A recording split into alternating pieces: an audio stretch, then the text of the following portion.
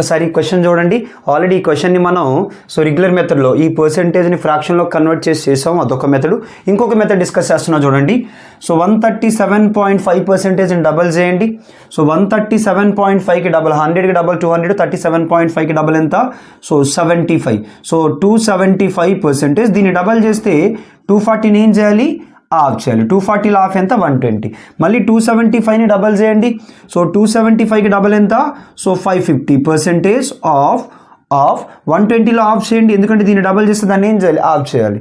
Percentage అంటే by 100 కదా. By 100 into 100 అంటే 2 zeros క్యాన్సిల్. మళ్ళీ 55ని డబల్ చేయండి.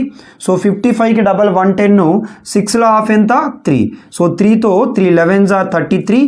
ఫైనల్గా మన ఆన్సర్ ఏమవుతుందంటే 330 అవుతుంది. ప్రతి ఒక్కరికి అర్థమైంది అనుకుంటున్నాను. అర్థమైనట్లయితే 87.5% ఆఫ్ 120ని ట్రై చేసి కామెంట్ సెక్షన్లో కామెంట్ చేయండి. ఇంకెవరైనా నా ఛానల్ సబ్స్క్రైబ్ చేసుకోకపోతే సబ్స్క్రైబ్ చేసుకోండి, అలాగే మీ ఫ్రెండ్స్తో షేర్ చేయండి. Thank you all.